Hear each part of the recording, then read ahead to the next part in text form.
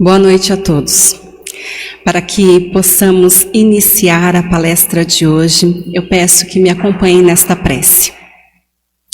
Amado Senhor, que todos os meus irmãos possam estar unidos a mim em pensamento e que os bons espíritos desta casa de luz possam chegar até eles, encaminhando os bons fluidos salutares, que o amado Mestre Jesus adentre todos os lares, levando esperança, paz, confiança nos desígnios de Deus, que nós tenhamos a certeza do amor do Pai por nós, que eu possa me unir ao meu amigo Erasmo Gurgel também em pensamento, para que ele possa me orientar, me instruir, me inspirar na palestra de hoje.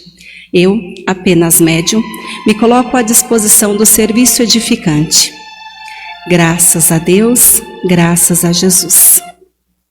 A palestra de hoje tem como tema Dar sem ostentação. Nós utilizamos o Evangelho de Mateus, capítulo 6, versículos de 1 a 4. E Jesus disse: tomem cuidado para não fazer suas boas obras diante dos homens, para serem vistas por eles. De outro modo, não receberão a recompensa do Pai que está nos céus. Quando der esmolas, não faça soar a trombeta diante de si, como os hipócritas nas sinagogas e nas ruas. Desta forma, em verdade vos digo, já receberam a sua recompensa. Quando der esmolas, que a mão esquerda não saiba o que dá a mão direita, para que a esmola esteja em segredo, e o Pai, que vê o que se passa em segredo, te entregará a recompensa. Para compreendermos melhor esta passagem, utilizaremos o Evangelho segundo o Espiritismo no capítulo 13. E Kardec nos informa que fazer o bem sem ostentação tem grande mérito. Ocultar a mão que dá é ainda mais meritório, é sinal de superioridade moral, porque é renunciar à satisfação que proporciona o reconhecimento dos homens e esperar apenas a aprovação de Deus. Aquele que estima a aprovação dos homens mais do que a aprovação de Deus, mostra que tem mais fé nos homens. E para ele, a vida presente vale mais do que a vida futura, ou que nem mesmo crê na vida futura. Existem muitos que fazem um benefício, prestam serviço a outras pessoas, na esperança de que o beneficiado mostre o benefício que foi feito, grite dos telhados. Para se envaidecer, é o orgulho que grita. Jesus afirma que estes já receberam a sua recompensa. Deus não lhes deve mais nada, apenas a punição pelo seu orgulho. Beneficência é quando a pessoa tem um comportamento de ajudar ou de fazer o bem ao próximo. Sem ostentação, tem duplo mérito, porque além da caridade material, tem a caridade moral. Ele poupa o beneficiado, porque este consegue aceitar o benefício sem que o seu amor próprio sofra com isso. É proteger a dignidade do homem.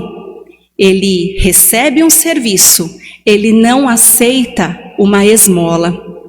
Então Kardec nos explica que a verdadeira caridade, ela é delicada e engenhosa para dissimular o benefício.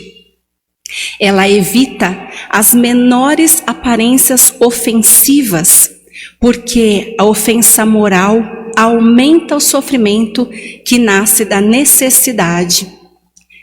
Além disso, aquele que presta o serviço, ele deve ter sempre palavras doces e afáveis para aquela pessoa que está recebendo o benefício.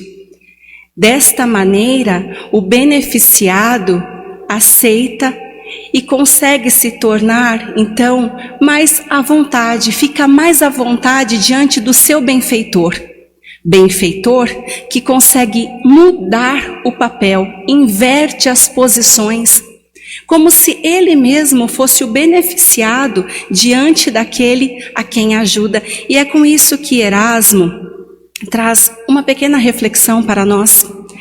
Se nós tivermos indulgência e nos colocarmos no papel daquele que necessita de ajuda, de um alimento, de um calçado, de um dinheiro, nós conseguiremos compreender que esta pessoa, ela se sente ainda mais constrangida de pedir para aquele que se mantém impassível, intocável, de rosto cerrado, aquela pessoa que já se distancia mesmo antes dele se aproximar.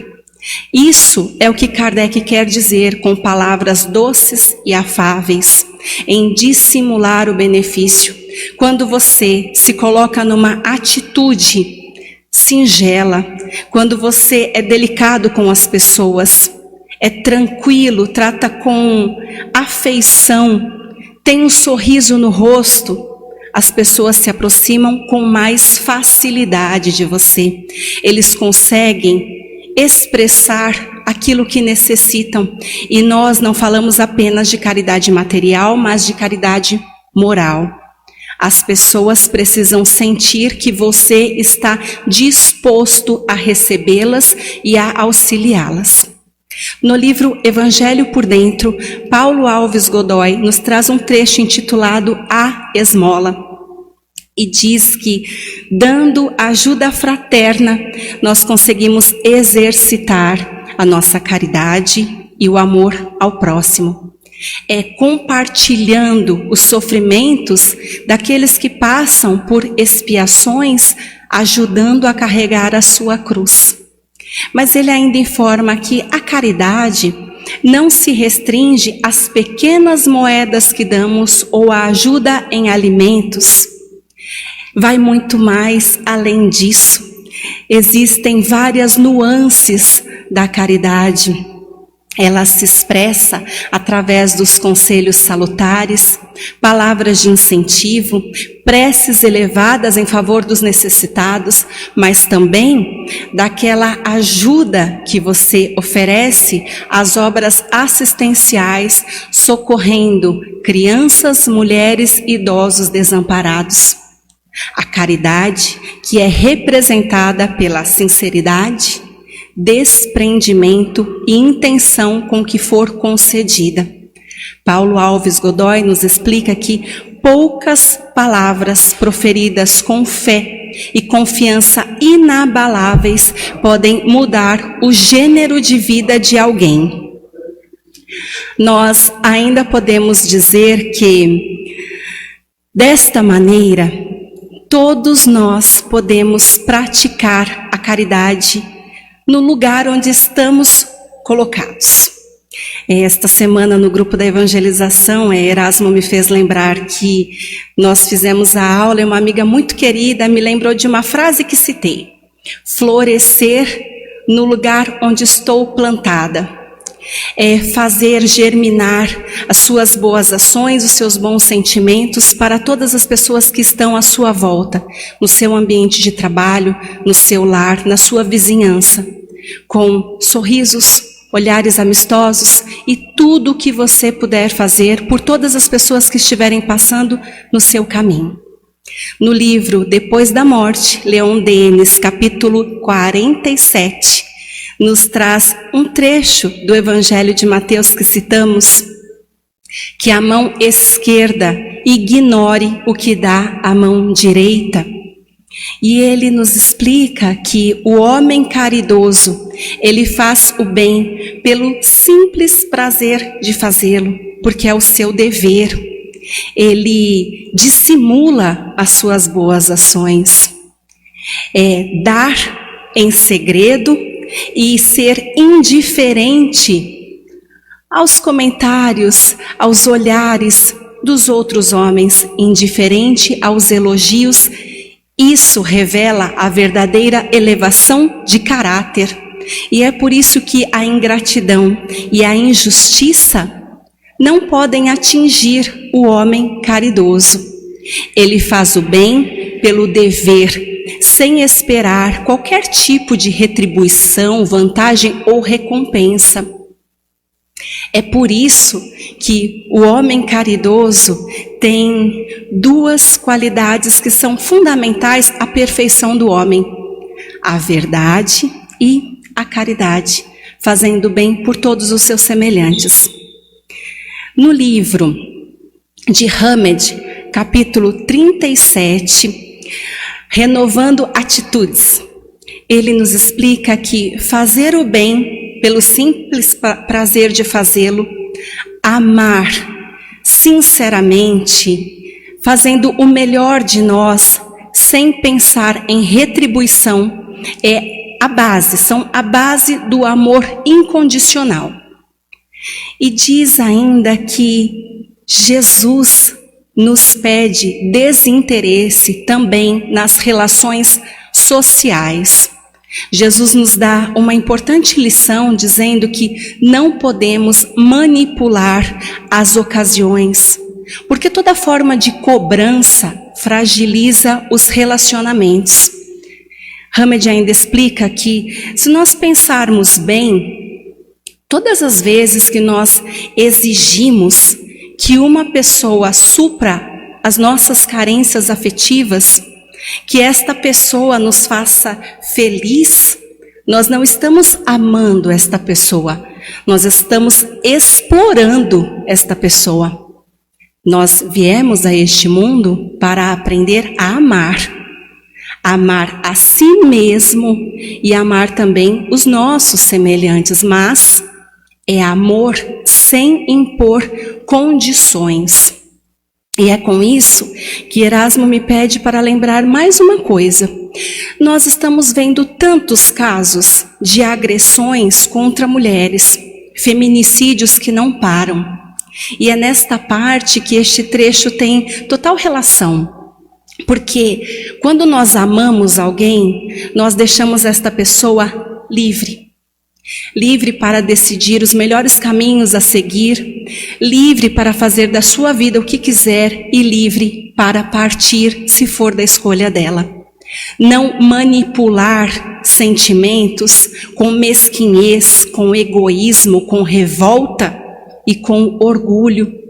Não ficar barganhando com filhos, com familiares e nem com coisas materiais.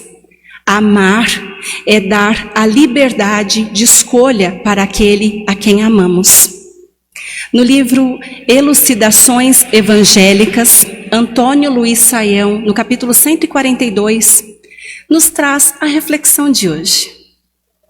Nós devemos pensar nos nossos atos para analisarmos se nós temos o desejo, mesmo que inconsciente, de sermos pagos por nossas boas ações.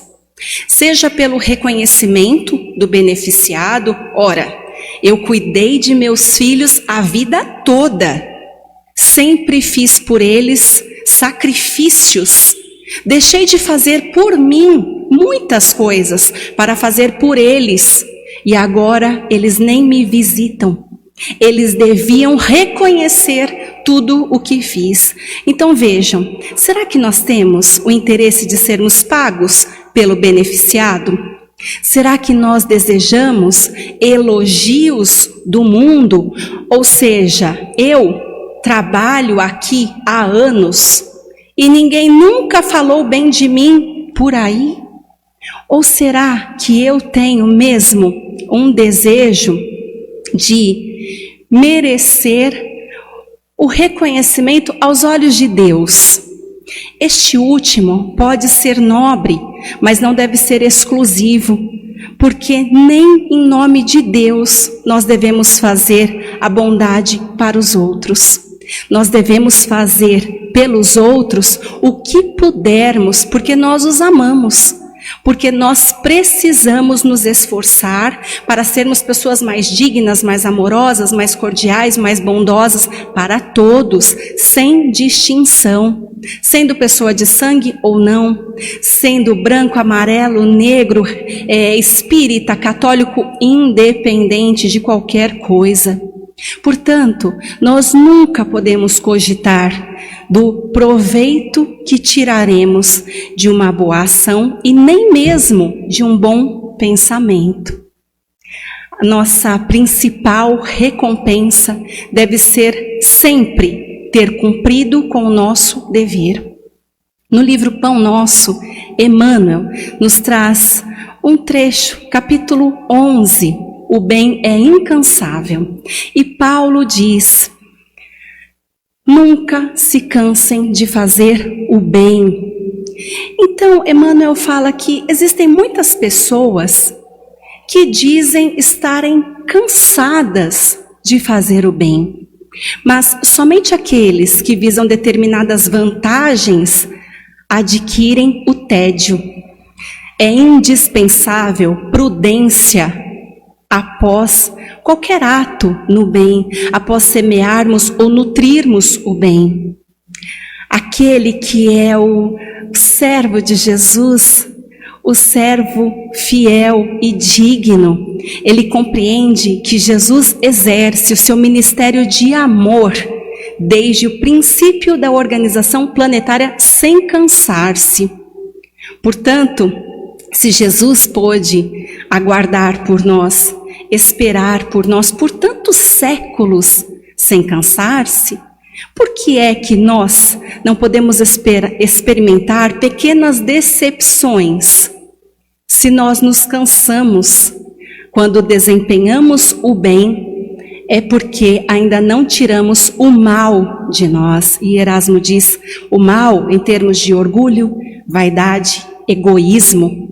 É por isso que nós nos cansamos na tarefa edificante. É por isso que nós abandonamos o serviço edificante. Porque nós ainda temos enraizados em nós tantas viciosidades, tantos erros de moralidade. Mas, com certeza, progrediremos muito. Ainda um outro trecho, no capítulo 31, ainda do livro Pão Nosso, Emmanuel nos fala que com caridade, e Paulo diz que todas as suas coisas sejam feitas com caridade, porque a caridade, expressando o amor cristão, deve abranger todas as manifestações da vida.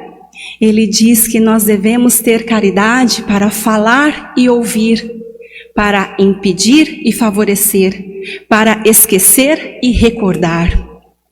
Cada pessoa merece a bondade em algum aspecto da sua vida, portanto nós devemos fazer a caridade nas mínimas tarefas que desempenhamos.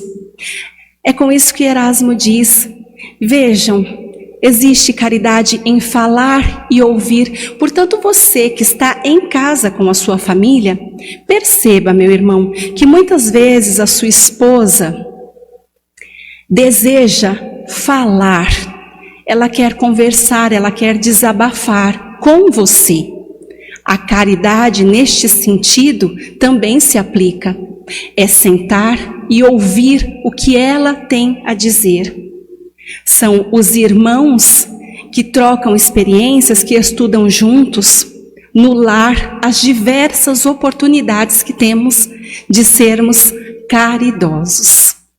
Eu agradeço muitíssimo a oportunidade que tivemos hoje de expressarmos as nossas palavras sobre este tema fundamental nos dias de hoje, onde todos precisam ser caridosos consigo mesmo e com cada ser que passar no seu caminho, seja ser animal, seja ser vegetal, todos os seres da criação. Por favor, me acompanhe nesta prece. Amado Senhor, que os meus irmãos sintam-se tocados pelo amor de Deus e dos amigos espirituais. Que o amado Mestre Jesus, com suas benditas palavras, nos faça atingir esferas mais luminosas, sabendo que tudo acontece em nossa vida em prol da nossa elevação. Deus nos ama e só quer o nosso bem. Eu agradeço ao mentor Erasmo Gurgel por mais este trabalho. Graças a Deus, graças a Jesus.